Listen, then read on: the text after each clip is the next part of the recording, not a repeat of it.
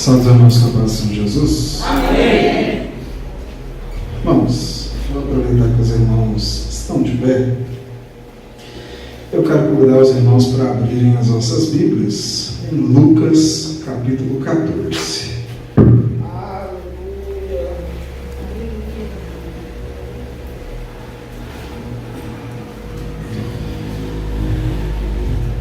Lucas, capítulo 14. Nós vamos ler alguns versículos a partir do versículo 28. E eu vou pedir hoje a ajuda do nosso time de mídia abençoado, né? Com alguns versículos que a gente vai ler no decorrer dessa ministração. Então vocês me ajudam aí. Tá bom? Então Lucas capítulo 14, versículo 28, diz assim: pois qual de vós, querendo edificar uma torre, não se assenta primeiro a fazer as contas dos gastos, para ver se tem com o que a acabar? Para que não aconteça que, depois de haver posto os alicerces, e não a podendo acabar, todos os que a virem comecem a escarnecer dele, dizendo: este homem começou a edificar e não pôde acabar. Ou qual é o rei que, indo à guerra, a pelejar contra outro rei, não se assenta primeiro a tomar conselho sobre se com 10.000 pode sair ao encontro do que vem contra ele contra 20.000. Os irmãos podem se assentar. Glória a Deus, aleluia.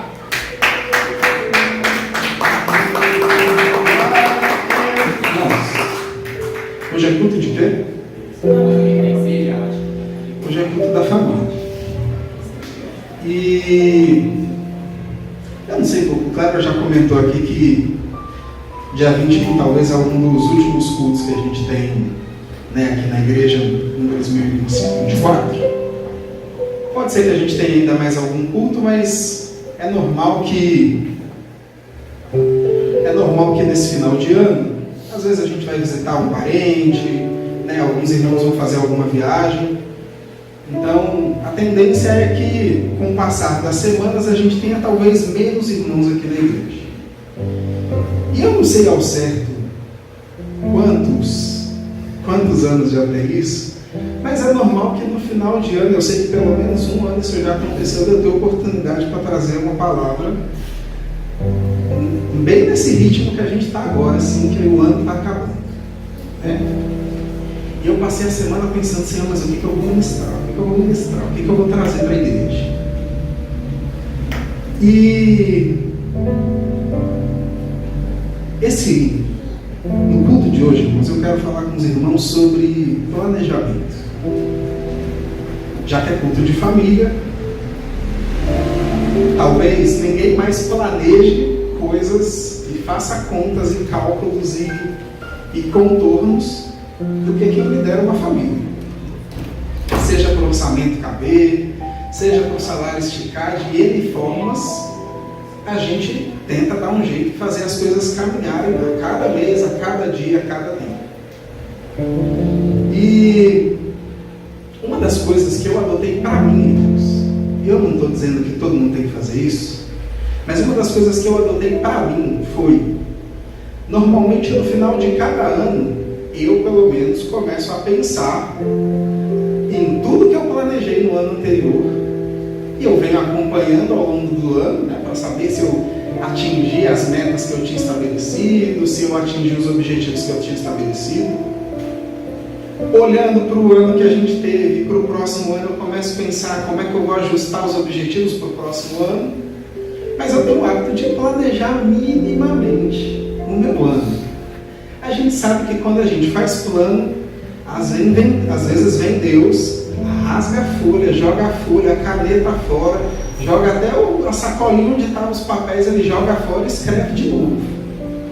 Mas isso não quer dizer que a gente não tenha que se planejar, que a gente não precise pensar na nossa vida e no que a gente quer, no que a gente almeja, no que a gente almeja alcançar. E aí a Bíblia ela vai dizer que tudo quanto nós pedirmos no nome de Jesus, se nós tivermos fé e nós cremos, nós vamos receber. Aí às vezes a gente ora, pede e fala, e aí não recebe. E aí a gente fica, meu Deus, mas se eu pedir, estava falando lá na Bíblia que se eu pedisse eu ia receber. Só que a gente esquece que a Bíblia também diz que às vezes a gente pede, mas a gente pede mal. Fala assim, mas por que a gente pede mal, Emerson? O texto também vai dizer que muitas vezes a gente pede algo que vai beneficiar só nós mesmos. E se vai trazer benefício só para nós, se não vai trazer benefício para o reino de Deus, se não vai trazer glória para o nome de Deus, se não vai beneficiar outras pessoas, muitas vezes a resposta de Deus é não, para o que a gente está pedindo.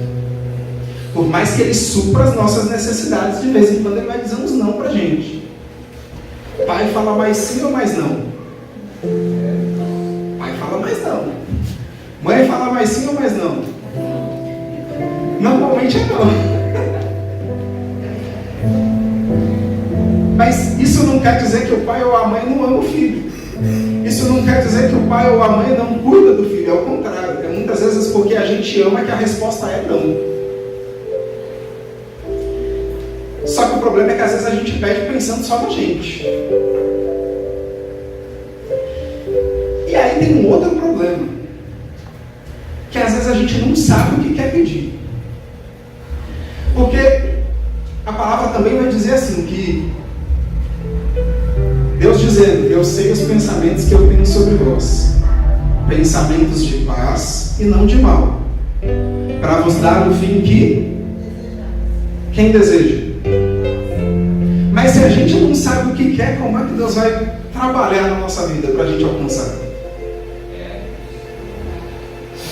Então a gente precisa minimamente saber o que a gente quer. É claro que a gente precisa ter as nossas vontades alinhadas com a vontade de Deus. Eu não estou dizendo, irmãos, que Deus vai fazer tudo o que a gente quer, porque a gente não é filho mimado, né? O Senhor nos corrige, Ele nos coloca nos trilhos, mas a gente precisa saber para onde a gente quer ir. E muitas vezes, para saber para onde quer ir, a gente precisa entender por que Deus nos trouxe até aqui. Para os irmãos que têm vindo na escola dominical ao longo do ano, a gente falou muito sobre identidade, sobre a gente entender quem nós somos no reino de Deus, por que Deus nos trouxe até aqui, por que Ele te deu fôlego de vida hoje, por que você está aqui hoje ouvindo essa mensagem. Tem um porquê para isso, só que às vezes a gente vem tão automático que a gente não entende, a gente não para pensar qual é a missão que Ele tem para nós. E para que a gente consiga alinhar a nossa vontade com a dele, a gente precisa primeiro entender qual é a dele. Então a gente lançou aqui na escola dominical, eu vou refazer esse desafio que falta uns 20 dias para o final do ano. Que foi descobrir até o final desse ano qual é a missão que Jesus tem para você. Pode ser que essa missão seja só para 2025 e no ano seguinte mude. Mas o que Deus quer de você? O que eu e você tem para apresentar para Deus no final desse ano e o que Ele quer de mim e de você no próximo ano que vai começar? Porque sem isso a gente não sabe com quem que a gente tem que se relacionar, a gente não sabe aonde a gente investe o nosso tempo, a gente não sabe onde a gente investe dinheiro, a gente não sabe nada que a gente faz na nossa vida, a gente vai indo. Mas se a gente não entende qual é o plano de Deus para nós, fica difícil a gente planejar direito. Porque, de novo, a Bíblia diz que os planos de Deus, e a Heloísa acabou de cantar aqui, os planos de Deus ninguém impedirá, os planos não vão ser frustrados. Então, se tem um plano que pode ser frustrado, é só o nosso, porque o dele não pode. Então, fica mais fácil se a gente conhecer um pouquinho do plano de Deus e planejar nossa vida de acordo com o plano que Ele tem para nós. Porque aí frustra menos o nosso plano, porque está alinhado. E aí quando a gente ora e pede para Deus, alinhado com a vontade, aí a gente recebe. Porque tem oração que a gente faz, ora, pede, clama, e tem coisa que tem um processo. Mas tem coisa que não tem processo, a gente pede, a resposta é não. Tem coisa que a gente pede, a resposta é sim, é imediata, a gente até não acredita às vezes. E talvez a única diferença que a gente não pensa no momento é que talvez o que a gente recebe de imediato é o que está mais alinhado com a vontade de Deus. Então a gente precisa entender qual é o plano de Deus para nós. Só que para que a gente cumpra a vontade de Deus, nós precisamos estar bem. Esse ano a gente fez aqui um congresso da mocidade falando sobre celebrar a fé em todos os momentos. E não foi porque a gente estava saltando de alegria o ano inteiro, foi porque a gente estava derramando lágrima o ano inteiro. Foi porque o negócio foi sério aqui nessa igreja durante esse ano. Só que ainda assim, com dor, com lágrima, com choro, com pranto, a gente se manteve de pé. De vez em quando se arrastando, não estava de pé não, de vez em quando a gente estava se arrastando no chão. Mas não estava parado e não estava escondido. Aleluia! Estava todo mundo aqui. E eu já disse aqui que talvez a gente se uniu muito mais através do luto e do choro e da dor do que a gente teria se unido se tivesse só na festa e na alegria. Talvez a gente não teria o nível de união e não estou falando que não tem problema, tá, irmãos? Porque todo lugar que tem um monte de gente tem problema. Não vai todo mundo concordar com todo mundo, então não estou vendendo um sonho maravilhoso para ninguém. Mas o trabalhar de Deus no nosso meio esse ano foi para que nós estivéssemos unidos como um corpo. Não como várias cabeças pensantes, não. É como um corpo e o corpo de Cristo. Só que, de novo, a gente precisa estar bem. E aí tem várias áreas, irmãos, que a gente precisa cuidar da nossa vida. E é claro que eu não vou falar de tudo isso hoje. Mas a primeira coisa que a gente precisa cuidar é da nossa vida espiritual. Normalmente, quando a gente vai fazer uma obra, a gente precisa primeiro pensar em fundamento, em alicerce. A gente precisa pensar na base que vai sustentar aquilo que vai ser construído. E a base da nossa vida, ela é a nossa relação com Deus, é a nossa vida espiritual. Se isso talvez não estiver bom, talvez todo o resto acaba desmoronando com o tempo. E aí eu vou pedir para os irmãos colocarem aqui na tela 1 Crônicas, capítulo 16, versículo 11.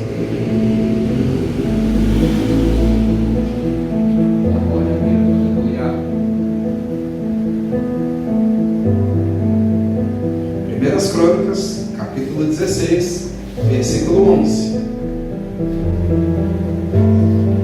Buscai ao Senhor e a sua força, buscai a sua face.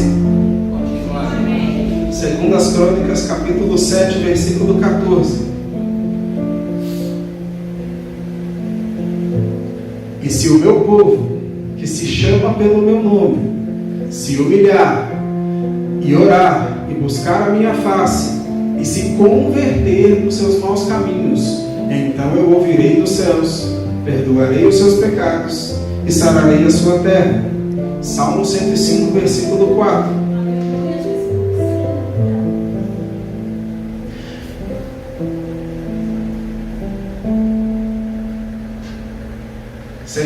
Versículo 4.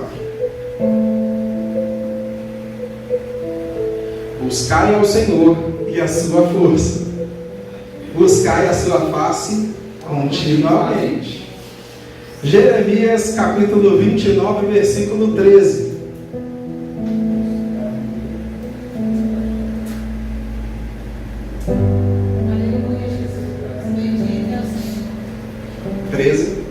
E buscar-me-eis e me achareis, quando me buscardes.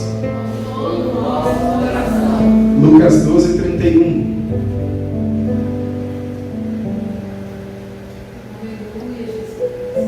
Glória, glória. Buscai antes ou primeiramente o reino de Deus, e todas essas coisas vos serão acrescentadas. Então a primeira coisa que a gente precisa estruturar na nossa vida é a nossa vida espiritual. Porque às vezes a gente vem para a igreja,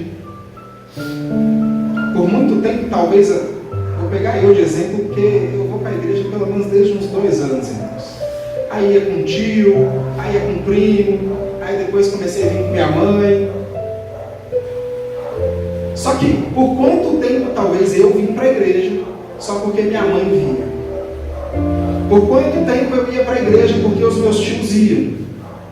Até que chegou o dia que eu tive que decidir se eu ia vir porque estava todo mundo vindo ou se eu ia vir porque eu queria vir e estar na presença de Deus. Porque a gente fala às vezes brincando, mas é muito sério que Deus tem filho, não tem neto. Então não tem esse negócio de que minha mãe é crente, o meu pai vai para a igreja. Pode sim ter sua mãe e seu pai dobrando os joelhos e orando por você, mas ainda assim quem precisa buscar a face de Deus é você. Quem precisa aceitar Jesus como Salvador é eu e você. Quem precisa entregar a vida para Jesus é eu e você. A gente estava falando aqui hoje, de manhã, que uma das coisas que eu normalmente tento resumir toda a nossa experiência cristã, pelo menos quando eu falo para os meus filhos que estão ainda crescendo e aprendendo, sejam amigos de Jesus. Porque o amigo, a gente quer conversar, a gente quer contar todas as coisas, a gente quer estar próximo, a gente quer intimidade, a gente tem segredo que só aquele amigo sabe, a gente quer estar na casa daquele amigo direto. A gente vai doente para a escola porque não quer ficar sem ver o amigo. Vai na chuva e a mãe fala, não, fica em casa hoje. Não, eu vou. Aí a mãe pensa, né? Nossa, como meu filho, minha filha é estudiosa. É nada, é por causa dos amigos. Tem nada porque é estudioso. Eu sei que às vezes a gente gosta, tem matéria que a gente gosta, a gente estuda, mas é por causa dos amigos. Vai doente, vai na chuva, mas acabou a luz. Não, mas talvez lá na escola tem luz, mãe. A gente vai. E a gente precisa ter Jesus como amigo. Porque não adianta a gente vir para a igreja no automático e no último dia, quando a gente chegar diante dele, a gente estava conversando sobre isso hoje de manhã. Chegar lá, Senhor, mas eu cantei, eu pulei, eu rodei, o fogo desceu, eu estendi a mão sobre o enfermo. E ele fala assim, rapaz, peraí. Fala de novo o seu nome, por favor. Tá aqui não, não te conheço não. Talvez seu nome está na lista de baixo. Irmão Emerson, mas misericórdia, é a palavra que diz que tem gente que vai chegar lá dizendo, Senhor, mas eu cantei, eu preguei, eu fiz, eu aconteci. Ele vai falar, eu não te conheço. E não é porque Deus não usava, não é porque Jesus não usava, é porque não tinha intimidade. Então o mais importante é ter intimidade, porque aí se você tem intimidade, você vai ler a Bíblia. Se você tem intimidade, você vai orar e vai conversar com Jesus. Se você tem intimidade, Ele vai revelar segredos do céu para você. Se você tem intimidade, você não quer entristecer o seu amigo, então você não vai fazer aquilo que você sabe que entristece o seu amigo. Glória a Deus, aleluia. Então pode ser simples, mas talvez toda a nossa vida cristã se resume a ser amigo de Jesus. E Ele é o caminho, a verdade e a vida. Então se não for por Ele, a gente não chega no céu. Ou é amigo de Jesus ou é amigo do mundo. Se não for amigo de Jesus, não entra lá. Então só tem um jeito, é ser amigo de Jesus. Glória, aleluia. Só que aí, a gente precisa cuidar da nossa vida espiritual. Só que aí por muito tempo, principalmente igreja pentecostal, a gente negligenciou uma área que talvez é a segunda mais importante, que é a nossa saúde. Emerson, saúde. Vamos lá. 1 Coríntios capítulo 3, versículo 16 e 17.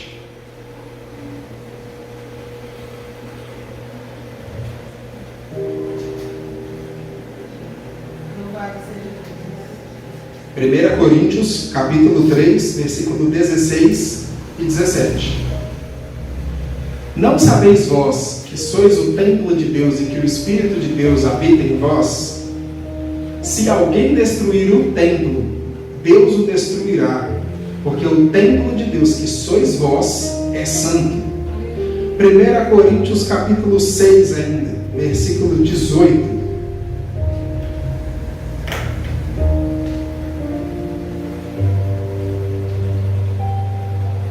18, 19 e 20. Fugir da fornicação. Todo pecado que o homem comete é fora do corpo, mas o que fornica peca contra o seu próprio corpo.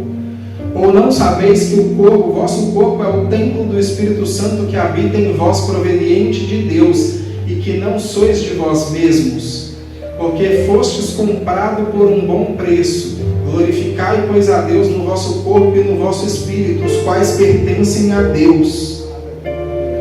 Marcos 2, versículo 17.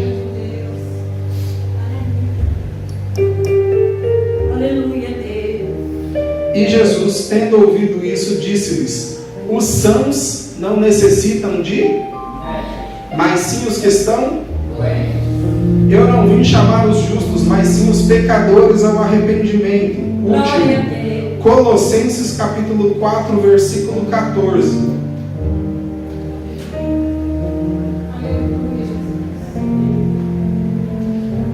Saúda-vos Lucas, o amado, e Demas.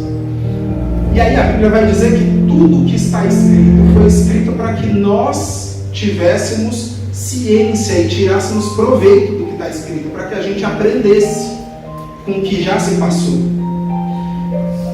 E por que eu falei que por muito tempo a gente negligenciou a nossa saúde? Porque era normal a gente vir para a igreja, estar doente. Não, vamos fazer campanha de oração. Deus vai curar. E Deus cura. Cura? Cura. Ah, eu estou com um problema, estou com uma enfermidade. Vamos orar, vamos para a vigília, vamos para o monte. E eu estou falando que não é para a gente orar e fazer vigília e campanha?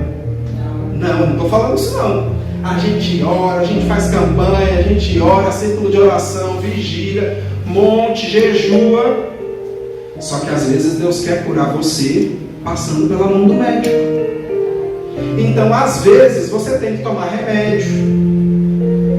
Para os irmãos que estão aqui já há mais tempo, eu já contei um pouquinho aqui da história minha com remédio ultimamente, né?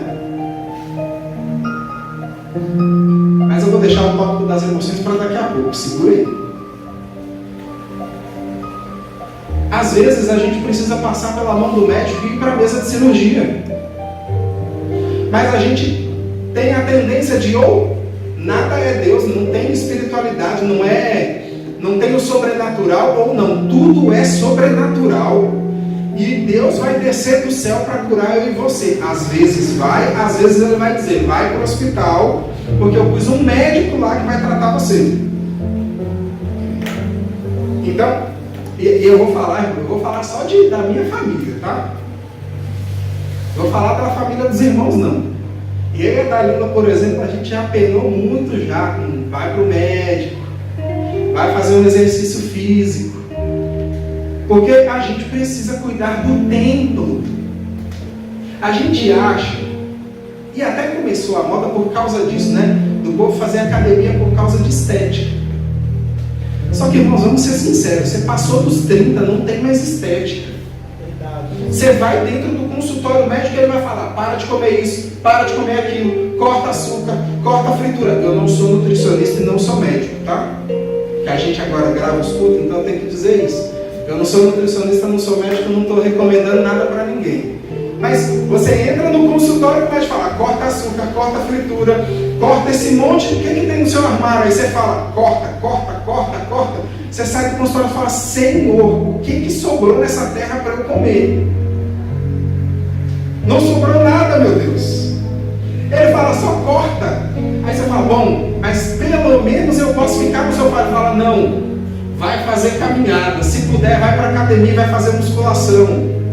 Você fala, peraí, mas eu não posso ficar sentado, eu já não posso comer. E peraí, faz mais uma bateria de exame e toma aqui esses remedinhos para você melhorar. Você fala, pronto, agora? Só que como é que a gente quer ser útil na presença de Deus se a nossa máquina, o nosso templo, o templo do Espírito Santo está com problema?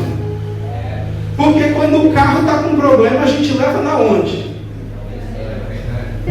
A gente leva no mecânico, mas aí quando a gente está com problema, a gente não quer ir no médico. Não, o Senhor Jeová vai descer e vai me curar. Irmãos, a gente pode ter fé, mas vai no médico.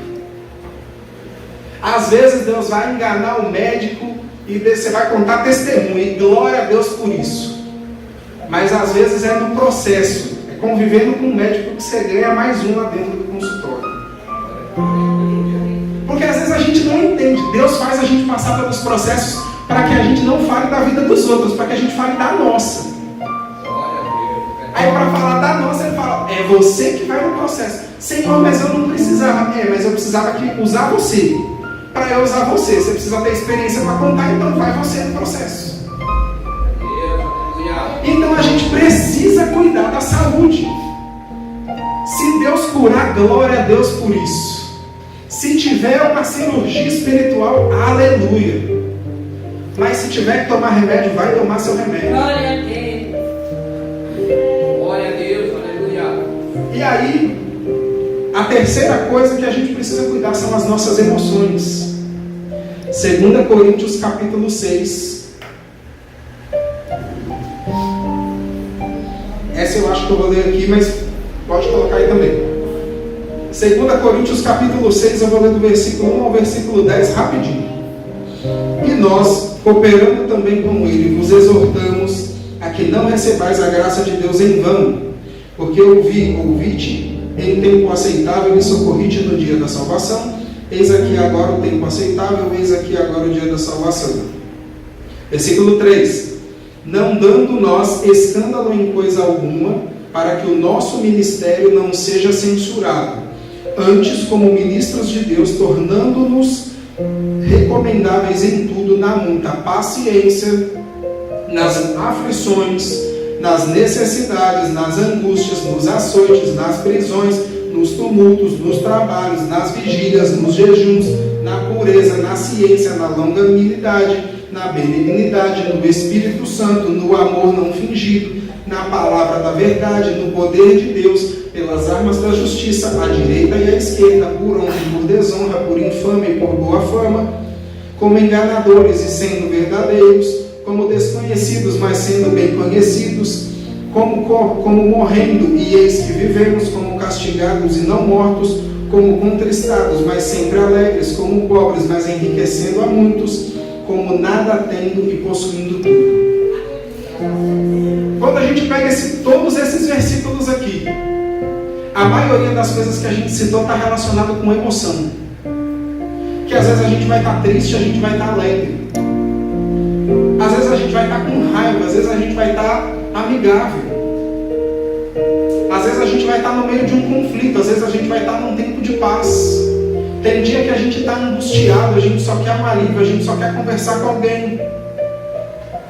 A gente tem os nossos altos e baixos. E aí é mais uma coisa que ao longo do tempo a gente crente negligenciou, e por muito tempo, principalmente nós pentecostais. Aleluia. Que é psicólogo é coisa de doido. Depressão, ansiedade, síndrome do pânico. Não, isso é coisa de doido, é demônio. E eu não estou dizendo que o diabo não pode usar uma ferida emocional em alguém para trabalhar e para destruir a vida de uma pessoa. Eu não estou dizendo que isso não pode acontecer. Só que a gente não pode dizer que tudo é demônio, porque tudo é demônio, tudo é espírito. Então eu não vou procurar um psicólogo. Então eu não vou no psiquiatra tomar remédio. E aí, para quem talvez não venha em todos os cultos, eu vou relembrar. Há uns meses atrás, mais especificamente no mês de junho, eu cheguei um belo dia aqui no culto, com um braço cheio de coisa. Eu já estava uns dois, eu estou falando para vocês, irmãos, mas Deus ministra em mim primeiro. Muita coisa que eu estou ministrando aqui hoje eu estou aprendendo na prática esse ano. Porque, de novo, para a gente falar, Deus pega a gente assim e fala, vem cá, deixa eu ensinar para você primeiro, para depois você poder falar. Então tem muita coisa aqui que eu estou aprendendo na prática. Chegou um belo culto aqui cheio de coisa. Aquele dia eu falei, gente, de verdade, irmãos, eu já estava pedindo perdão pelos pecados dentro de casa. Porque eu comecei a passar mal na sexta-feira. Falei, não, vou ficar bem. Eu já tinha umas dor no peito de vez em quando, eu falei, é normal, é estresse. Aí beleza, sábado, dor no peito, fraqueza, E eu não conseguia levantar da cama. Eu falei, Jesus, que negócio é esse? E a mulher, não, nossa, tem que ir no médico, tem que ir no médico. Não, tô bem. Foi. Aí no domingo, o negócio piorou mais. Falei, gente, agora é a dor apertando. Falei, Senhor, perdoa os pecados. Que de hoje não passa, não. E fomos para o pronto-socorro. Aí cheguei no pronto-socorro e já falei, ó, tô com dor no peito, acho que eu tô infartando. Aí entra correndo, mas não, vamos fazer eco. Aí a mulher olhou para mim assim, falou, rapaz, seu exame está normal. Falei, não, moça, não está normal, não tem nenhuma alteração. Ela falou, pera um pouquinho, você é ansioso? Falei, eu não. Aí tá, saí, espera aqui que o médico vai conversar com você. Espere. Aí o médico saiu, a primeira pergunta, você é ansioso? E a gente acha que a ansiedade, né? Eu achava. É você ficar esperando uma festa que você quer ir. A gente que é adolescente, criança, esperando o passeio da escola no outro dia. Vai ter uma entrevista de emprego, a gente fica, meu Deus, amanhã, tomara que dê certo, vai na consulta. Mas não, a ansiedade parece que você está morrendo. E aí o médico chegou para mim e falou assim, você está com crise de ansiedade. Só que aí você tem que ir no psicólogo primeiro. Aí a gente, não, psicólogo é coisa de doido. Eu falei, tá, mas não vai ter jeito, né? Aí marquei a consulta para psicólogo. Quando eu comecei a contar, ela, o que você está me descrevendo aí é ansiedade mesmo. Ela falou, mas rapaz, está de um jeito tão avançado que eu não posso nem pensar em falar para você fazer um pacote de terapia comigo, você vai ter que ir no psiquiatra. Eu falei, pronto, agora que a doidura avançou mesmo. E eu vindo para o culto, tendo a oportunidade para pregar e tendo crise aqui na igreja. Mas estava aqui. E aí, fui no psiquiatra. Aí o psiquiatra ouviu. Falou assim, o negócio está feio. Aí eu falei, não, mas não tem um jeito de não tomar remédio? Ele falou, o que você está me contando já passou do limite, você vai ter que tomar. Eu falei, Jesus, mas eu não quero tomar remédio. Só que eu estava sendo ministrado. Aí ele já falou de uma vez, falou assim, você já pode se preparar, porque é no mínimo 6 meses. Aí eu não vou contar todo o processo não, tá? Os caras também quase morri com o primeiro remédio que eu tomei. Só que aí você vai num processo, aí você vai entendendo, aí você começa a passar. Aí eu comecei a passar mal, eu já comecei a entender. Não estou morrendo. Não estou tendo um infarto. Não estou tendo um AVC. Estou bem. Aí você começa a trabalhar o psicológico. Aí fui entender melhor como é que cuidava. Aí voltei no psicólogo. E de junho para cá eu tomo remédio. E aí fala, não, mas então o Senhor está dando vitória. Eu fui na psiquiatra, tem 2 semanas, ela falou, rapaz, do jeito que você está, vai ter que aumentar seu remédio. Eu falei, amém, Jesus. Ela falou assim, você tem que ficar 6 meses sem sentir nada. Para eu pensar em tirar o remédio de você. Se você está sentindo coisa, não pode. Ainda não está bom. Só que aí já pensou, eu dentro de casa passando mal, só eu dirijo dentro de casa. Se eu passo mal, como é que eu saio? Aí a gente teimoso, principalmente a gente homem é mais teimoso, né? Não quer tanto ir no médico, aí não faz exame direito. E aí o negócio vai piorando e depois a gente precisa pedir milagre para Deus, mas às vezes a gente só precisa fazer o básico. Às vezes a gente só precisa fazer exame. Às vezes a gente precisa ir no médico. E ele vai falar, vai tomar remédio. E você vai ter que tomar. Por quê? Porque a gente precisa estar bem para cumprir o propósito de Deus para nós. A gente não pode, irmãos, ir embora dessa terra mais cedo porque a gente não se cuidou. Uma coisa é Jesus chamar. Se Ele nos chamar, não tem médico, não tem remédio, não tem nada que segura. Ele chamou, a gente vai. Mas a gente não pode antecipar o processo porque a gente não come direito, porque a gente não faz exercício, porque a gente não toma o remédio que precisa. A gente não pode acelerar esse processo. A gente não pode ficar perdendo a nossa mobilidade física porque não quer caminhar 500 metros a mais. E às vezes era você caminhar até os seus anos mais longos, né? Até a sua idade mais avançada, que ia ganhar ainda mais almas para o reino de Deus. Parece que é algo bobo. A gente fala, não, mas o Senhor vai descer a unção, mas para você ir derramar unção sobre a vida das pessoas, você precisa andar. Você precisa estar vivo, estar de pé. Então a gente precisa cuidar, a gente precisa estar bem emocionalmente. Porque se a gente não estiver bem emocionalmente, a gente acaba derrubando o outro ao invés de levantar. Então a gente precisa se cuidar. E parar com esse negócio que a gente deu ali, foi Jesus dizendo que quem está doente procura quem? O médico. Pode procurar Jesus em paralelo? Pode, mas tem que ir no médico. Tem que ir no médico. E a última área, de novo, talvez tudo que eu estou falando aqui hoje, vocês vão ouvir eu falando no ano que vem, se o Senhor nos permitir, sobre essas áreas de forma separada, sobre cada uma delas. Mas tem talvez mais uma área que é importante a gente ter um cuidado, porque ela afeta todas as outras. Ela talvez não é a mais importante, mas ela afeta todas as que são mais importantes. Porque eu, nesse processo de crise, eu fiquei 45 dias em casa sem conseguir descer no escritório para trabalhar. 45. E eu já estava numa jornada, sei lá, uns 10 anos, trabalhando 12, 14 horas por dia. Só que na hora que eu tinha crise de ansiedade, eu não estava pensando se eu tinha que entregar um projeto de tecnologia. Eu estava pensando que, primeiro, tinha 3 filhos em casa que eu não podia preocupar tanto. Porque eu deitava no sofá passando mal, aí começava, meu Deus, meu pai está passando mal, e agora? Meu Deus, meu pai está passando mal, e agora? Então eu tinha que controlar, primeiro, eu passando mal, e segundo, como é que eu não desespero todo mundo dentro de casa? E segundo, aí tinha a mulher que ficava, meu Deus, ele está passando mal, Senhor, está passando mal, e agora? E se o Senhor me der um problema aqui, como é que eu tiro ele de dentro de casa? Desse tamanho, Senhor, e agora? Meu Deus. E aí eu tentando não transparecer, e talvez ela transparecendo, e as crianças olhando para minha cara, olhando para dela, meu Deus, e ela, fica quieto você se seu pai está passando mal.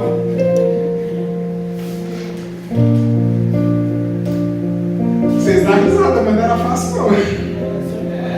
E aí, para melhorar a situação, glória a Deus por isso, surgiu o quarto, o Miguel.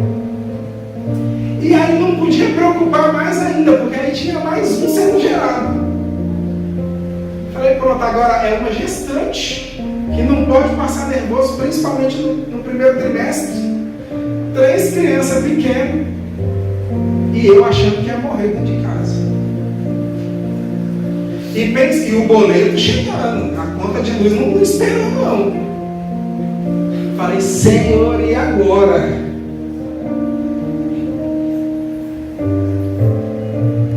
E aí a outra área que normalmente a gente vai se preocupar muito, às vezes até mais do que a nossa vida espiritual, mais do que a nossa saúde, mais do que as nossas emoções, são as nossas finanças.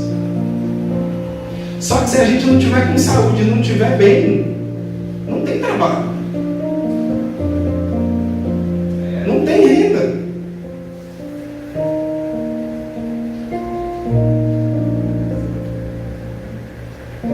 Foi muitos processos, irmãos, esse ano, para todos nós. E aí, vamos lá. Uma das coisas que a gente ouve, e aí, de novo, tem muita coisa, irmãos. Quem não vem para a escola dominical está perdendo. Tá? E aí, como tem muita gente que não vem para a escola dominical, felizmente, o Espírito Santo, normalmente, o que foi conversado na escola dominical naquele dia, traz de novo na pregação. Já teve pelo menos uns 3 domingos aqui que pregou o pastor Osmar de noite. Eu falei, rapaz, não é possível. Foi tudo que a gente falou na aula, ele não estava na aula e foi o que ele pregou de noite. Porque já que tinha os irmãos que não pôde vir de manhã, então veio de noite, vai ouvir a mesma palavra, porque era para todo mundo ouvir a mesma coisa. E uma das coisas que a gente conversou hoje foi sobre a questão de o quanto essa moda de coach e desenvolvimento pessoal ela tem influenciado a gente na nossa vida cristã. E que se a gente não tiver o hábito de ler a palavra, a gente é enganado. E eu não estou falando que a gente não precisa estudar não, tá, irmãos? Eu estudo muito, inclusive desenvolvimento pessoal. Inclusive eu já fiz formação de coach. Só que chega uma hora que não é só o conhecimento que importa. É a presença de Deus que vai fazer a diferença. E tem coisa que a gente precisa filtrar porque vai contra a palavra. Então eu já ouvi, e talvez alguns dos jovens aqui pelo menos já ouviram, alguém muito famoso na internet, eu tenho que tomar cuidado, porque é gravado, mas vamos lá. Dizer assim que o trabalho é castigo. Porque Deus deu trabalho para Adão depois que eles pecaram lá no jardim do Éden, e aí ele teve que lavrar a terra. A gente ouve isso. Só que vamos ler o que está escrito? Será que trabalho é castigo? Vamos lá, é a última maratona com vocês aí, tá?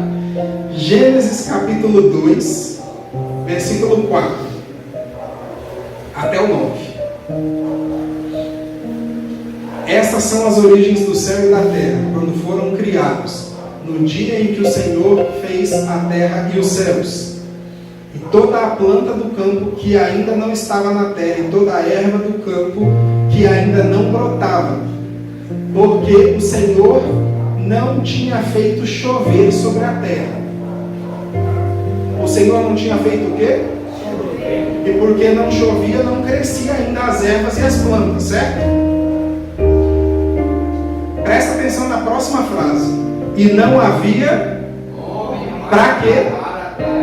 Não havia homem para lavrar a terra.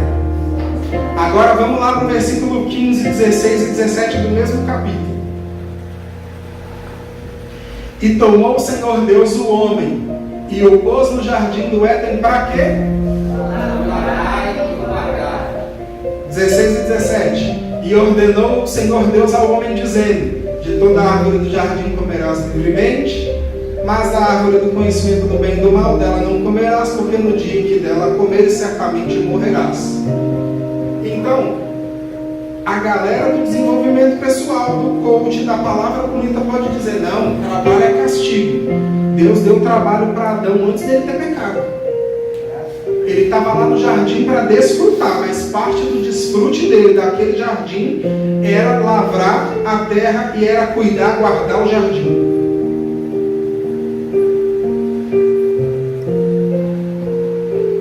Segunda Tessalonicenses, capítulo 3, versículo 10 ao 13.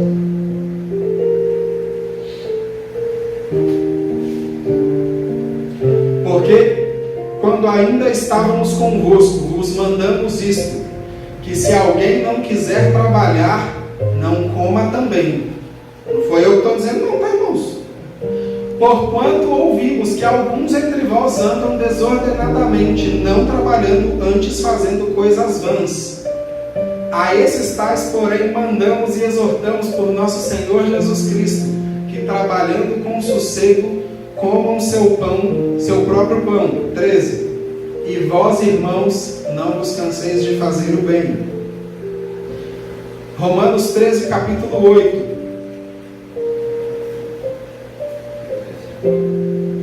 Romanos 13, versículo 8. A ninguém devais coisa alguma, a não ser o amor com que vos ameis uns aos outros, porque quem ama uns aos outros cumpriu a lei. Último versículo, Provérbios, capítulo 21.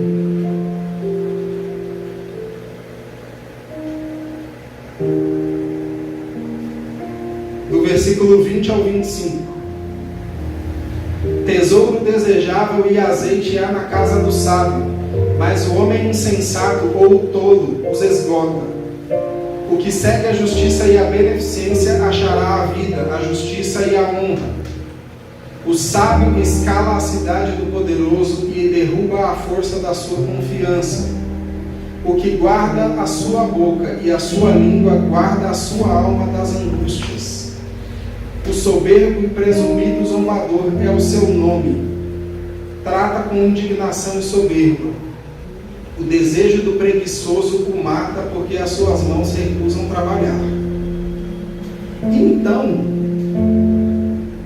a Bíblia, primeiro, trabalhar não é castigo. Deus não castigou o homem porque o homem pecou. O que Deus disse para ele foi: agora você vai ter mais dificuldade para tirar coisas da terra. Falou para a mulher: agora você vai ter mais dores quando você der a luz. Mas ele já tinha a missão e o dever de lavrar a terra e de cuidar do jardim. Então, a primeira coisa, irmãos, a gente precisa sim buscar formas de ganhar dinheiro. Só que a gente precisa fazer um filtro nessas formas de ganhar dinheiro, porque a gente precisa ganhar dinheiro de forma lícita e de forma que a gente não se envergonhe. E de forma que a gente não envergonhe o nome de Deus. Hoje de manhã a gente estava falando aqui sobre essa questão de jogos de azar. Que como é que o povo cai. Só que na verdade, a gente chegou na conclusão de por que o povo muitas vezes perde dinheiro com isso. Porque você entra lá no joguinho, tipo do gatinho feroz, para não dizer o nome certinho do aplicativo. Aí você coloca R$5 lá e você ganha. Aí você fala: opa, ganhei 5. Aí você coloca 10. Aí você ganha. Você fala: rapaz, vou botar 10. Aí você põe 10, aí você ganha. Aí você põe 20, 50. Você vai ganhando. Aí você fala: quer saber de um negócio? Eu vou vender meu carro. E eu vou colocar aqui. Aí você coloca lá R$15 mil e perde tudo. Então sempre tem uma isca, alguma coisa que vai atrair os nossos olhos. E parece bom, só que a Bíblia também vai dizer que tem caminhos que parecem bons para a gente, mas o final dele é a morte, é destruição. E eu não sei se os irmãos têm percebido, irmãos. Eu sei que eu não tenho nada contra a gente trabalhar para outras pessoas. Eu até hoje presto serviço e trabalho para outras pessoas. Mas eu não sei se vocês têm reparado que Deus nos últimos anos ele tem meio que tirado a gente de alguns lugares. E Ele tem levantado, eu vou falar pelo menos aqui na nossa igreja, Ele tem levantado negócios, pequenos negócios aqui dentro dessa igreja. Muita gente que talvez trabalhava para alguém, saiu dos seus trabalhos e hoje tem um pequeno negócio. Fala: nossa, mas é pequeno. Mas Deus está prosperando mesmo sendo pequeno. Porque eu ainda não sei. Eu não sei o que tem lá na frente esperando. Mas Deus sabe. E Ele tem movido pessoas aqui nessa igreja para empreender. Tem movido pessoas aqui, por exemplo, e aí eu posso citar, por exemplo, o Alisson Vinícius para estudar muito sobre investimento, sobre dinheiro. E de vez em quando rolam umas consultorias aqui. E o povo vem perguntar: Emerson, para que eu pergunto de dinheiro? Eu falo: se for para administrar é comigo, se for para ganhar mais é com os dois.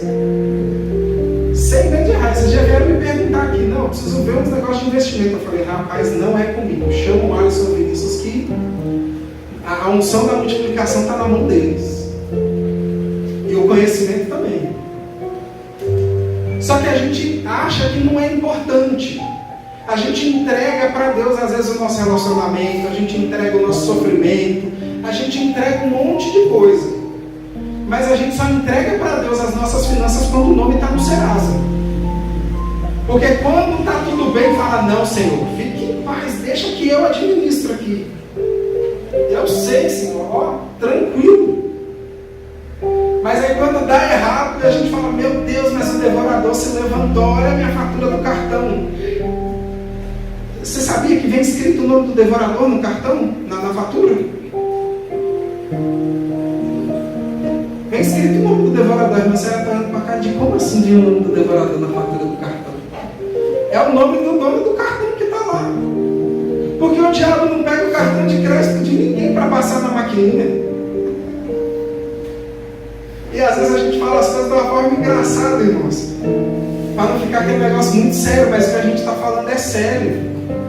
Porque a Bíblia está dizendo que a gente não deveria dever para ninguém. Eu não estou falando que a gente não vai, às vezes, entrar numa situação difícil financeira. Eu não estou falando isso, não. Eu não estou falando que é tudo lindo, maravilhoso, que todo mundo está com a conta cheia de zero. Não é isso que eu estou dizendo. Às vezes a gente vai sim passar por dificuldade. Às vezes a gente vai precisar da provisão de Deus para fechar a conta do mês. Às vezes a gente vai precisar da provisão de Deus e tocar em alguém para levar um mantimento na nossa casa. Eu não estou descartando tudo isso. Mas a gente precisa aprender a administrar, porque, de novo, por muito tempo a gente achou que era só a gente vir para a igreja glorificar a Deus, estar nas campanhas, estar nos cultos, e o resto dava tudo certo. Só que quando a gente olha, eu já estou acabando, irmãos. Quando a gente olha, por exemplo, lá na parábola dos talentos, e que normalmente a gente prega a respeito de dom e da capacidade que Deus nos deu, se a gente olha o contexto, por mais que Jesus trouxesse as parábolas para falar do reino de Deus, tudo que fala da parábola dos talentos está falando de dinheiro, porque talento era moeda, era dinheiro. E lá vai dizer que ele deu para cada um, o Senhor que distribuiu 5 talentos para um, 2 talentos para o outro, e 1 talento para o outro, deu para ele segundo a sua capacidade. E aí, irmãos, a questão é que às vezes a gente precisa primeiro aprender a administrar o que o Senhor já colocou na nossa mão. E Ele só vai dar mais quando a gente aprender a administrar aquilo que Ele já nos deu. Porque se a gente não administra o pouco, a gente não vai administrar o muito. A palavra diz que quem é fiel no pouco é fiel no muito, mas quem não é fiel no pouco também não vai ser fiel no muito. Se você não é generoso ganhando um salário mínimo, você não vai ser generoso quando você ganhar 20 salários mínimos. Porque às vezes não é uma questão de doar dinheiro, às vezes é questão de doar o seu tempo para conversar com alguém, abraçar alguém. Nem sempre, a gente pensa sempre que é sobre dinheiro. Falou de generosidade, está pensando só no bolso, às vezes não é. Então a gente precisa aprender a administrar. E eu vou falar, irmãos. É a última coisa que eu vou dizer. Essa semana eu estava ouvindo uma pregação de um pastor que eu gosto muito, e que ele já está com Jesus, já. Que era o Dr. Miles Monroe, lá das Bahamas. E nossa, foi cada lapada que eu tomei, assim, pá. E olha que eu ouço várias pregações dele há muito tempo.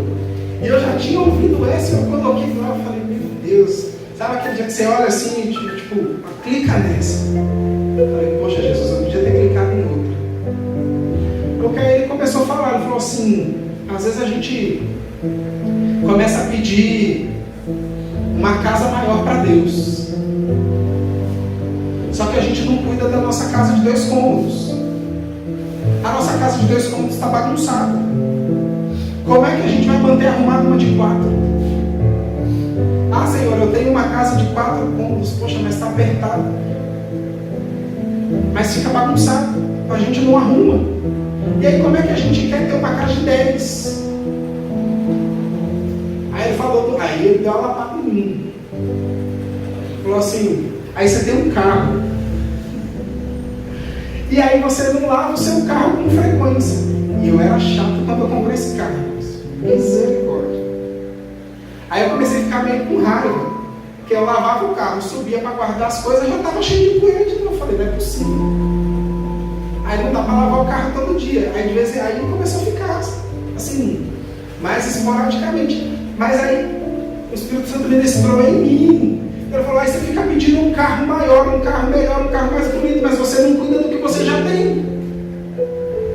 E às vezes a gente não recebe, eu comentei aqui no começo, que às vezes a gente não recebe porque a gente pede mal. Às vezes o problema não é nem que você está pedindo só para beneficiar você, é porque você não cuida do que já está na sua mão.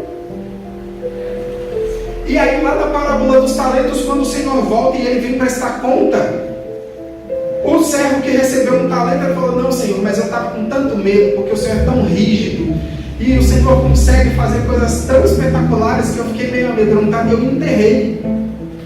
E ele fala, peraí, você podia pelo menos ter dado para o banqueiro para receber os lucros, para receber rendimento. Então passa para cá esse talento e eu vou dar para quem recebeu 5 e está em 10 agora prestando conta. Ele falou, o que tem pouco, já que não administrou, eu vou tirar, eu vou dar para quem administrou melhor. Então, de novo, a gente também, às vezes a gente apanha 2 vezes, irmãos, estudando a palavra, e quando a gente prega, e a gente precisa cumprir, a gente precisa viver a palavra. Porque Deus ele ministra em nós também. Então, o que eu quero trazer para os irmãos, para resumir essa palavra? A gente precisa cuidar de todas as áreas da nossa vida. Glória a Deus, aleluia. É claro que eu não vou falar aqui de todas elas. Eu não vou falar aqui, por exemplo, a gente estava falando de saúde, eu não ia ficar falando aqui de todos os milagres que Jesus fez. Porque aí a gente pode reservar um dia inteiro, um domingo inteiro, para a gente ficar falando de tudo isso. Ou vários domingos para a gente falar de cada assunto desse. Mas a gente precisa cuidar de nós como templo do Espírito Santo.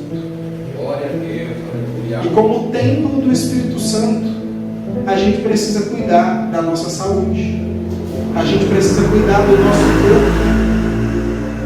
A gente precisa cuidar da nossa alma, que são as nossas emoções. A gente falou hoje na escola dominical que a gente vê muito a Bíblia dizendo, guarda o seu coração, o coração, o coração, o coração, o coração. E na maioria das vezes a Bíblia não está falando do órgão que bombeia sangue, está falando da central das nossas emoções. E fala, guarda o seu coração, está falando, guarda as suas emoções, guarda os seus sentimentos. E a gente está achando que é protege o seu peito, não é isso não. Porque é da nossa mente, é do nosso intelecto que sai, que procede todas as veredas da vida. Então a gente precisa estar bem emocionalmente, a gente precisa estar bem fisicamente, para que a gente cumpra a missão. Porque a gente canta aqui, a gente prega aqui que a gente é soldado. E eu gosto de dar esses exemplos. A gente diz que a gente é soldado, mas não tem nenhum general que manda soldado despreparado para o fronte para guerrear. Tem que estar apto. Antes de você entrar no exército, você precisa passar pelos exames e estar apto. Aí depois você começa a ser treinado fisicamente e emocionalmente. Aí você começa depois a ser treinado tecnicamente para operar os equipamentos, para só depois você ser enviado para a batalha. E ele não manda soldado despreparado, porque senão o exército perde a guerra. Glória a Deus. Então só vai quem está preparado. E aí de vez em quando ainda tem que ir umas equipes que tem um padrão de treinamento mais avançado. E talvez a gente não entende por quê que a gente passa por umas provações assim, mas num nível hard, fala, Senhor, não precisa achar que eu sou o melhor soldado, não. Porque aqui já deu um nível, já cota. Mas às vezes Deus está preparando para você missões que só você vai poder cumprir. E você precisa estar preparado. Então, o que é que eu e você já tem pensado para o ano de 2025? E será que a gente sabe qual é o plano de Deus para nós no próximo ano? Para que a gente possa alinhar o nosso plano com o dele. E para que a vontade dele se cumpra. Porque a Bíblia diz que o plano dele é melhor. A gente canta que o plano dele é melhor. Mas quando ele quer rasgar o nosso, a gente fica bravo. Então, irmãos, que a gente medite nessa palavra, que os irmãos meditem nessa palavra. Que esse ano se encerre com a gente entendendo o que nos trouxe até aqui, mas entendendo que Deus tem uma missão para cada um de nós, e nós precisamos estar vivos, firmes e de pé para cumprir essa missão. Eu agradeço a oportunidade, as palmas da nossa Jesus.